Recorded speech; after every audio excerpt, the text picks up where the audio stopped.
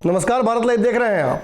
चिराग पासवान को लेकर बिहार की राजनीति में बहुत सारे भ्रम फैलाए जा रहे हैं। कई बातें सामने आ रही हैं। लगातार ये बात सामने आ रही है कि चिराग पासवान भाजपा को लेकर फैसला ले सकते हैं। जिस तरीके से ढुलमुल रवैया भाजपा उनके तरफ इख्तियार करके बैठी हुई है, इससे उन्हें राजनीति में लगातार घाटा हो रहा है। कोई फैसला लेने में लगातार संशय हो रहा है। अब ये एमएलसी का ही वाकया देखिए। जिस तरीके से पहले पशुपति पारस के प्रत्याशी को टिकट दे दिया गया से और फिर उसे छीन लिया गया, इससे चिराग पासवान की पार्टी में संशय फैल रहा था। लगातार प्रवक्ता इस बात का दावा कर रहे थे कि यदि पशुपति पारस को टिकट दिया जाएगा तो वो भी अपने प्रत्याशी को उतारेंगे। फिर एकाएक चुप्पी छा गई, क्योंकि पशुपति पारस के प्रत्याशी को भाजपा ने टिकट नहीं दिया और अपना प्रत्याशी वहां से उतार दिया।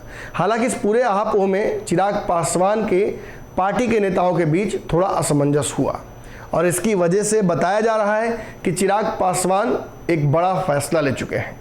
चिराग पासवान पर आज सुबह ही पशुपति पारस ने आरोप लगाया था कि वो आने वाले समय में तेजस्वी के साथ जाने के लिए तैयार हो रहे हैं। दरअसल नीतीश कुमार के वहां होने की वजह से उन्हें उस गठबंधन में जाने को लेकर वैसा उत्साह नहीं हो रहा है, लेकिन वो अपने ऑप्शंस खुले रखना चाहते हैं।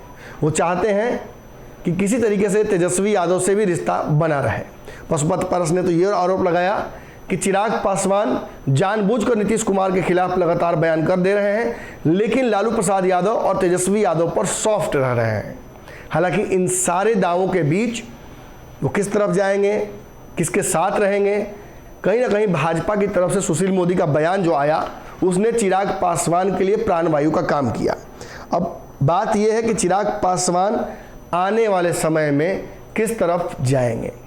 तो जहां पशुपति पारस ने उनके एनडीए में आने को लेकर स्पष्ट कर दिया कि अगर वो आते तो उन्हें कोई परहेज नहीं है, लेकिन फिलहाल उनकी जो ओरिएंटेशंस है चिराग पासवान की, वो एनडीए से ज़्यादा महागठबंधन तरफ लग रही हैं। ये आकलन पशुपति पारस का है। अब चिराग पासवान क्या करेंगे?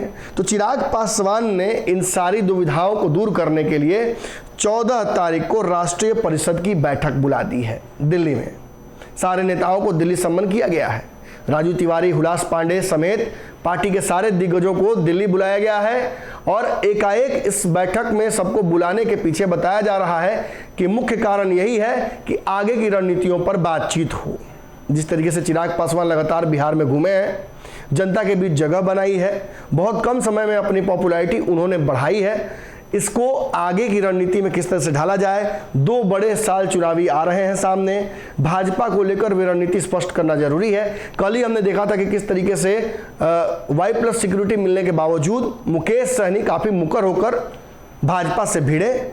उन्होंने लालू प्रसाद यादव का बचाव भी किया, ईडी सीबीआई वाली कार्रवाई पर हमला भी किया और अपने प्रत्याशी को एमएलसी के लिए उतारा भी एनडीए के खिलाफ।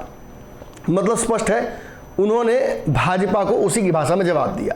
अब बात बार बार चिराग पासवान पर आकर ठहर जा रही है कि चिराग पासवान ने भाजपा से कौन सी डील की है, कब तक चीज़ें स्पष्ट हो पाएंगी। क्या चिराग पासवान केवल अपनी एक कुर्सी, एक सीट जमुई के लिए इतना कुछ कर रहे हैं? तो इन सारे चीज़ों पर से 14 तारीख को चिराग पासवान पर्दा हटाने जा रहे हैं।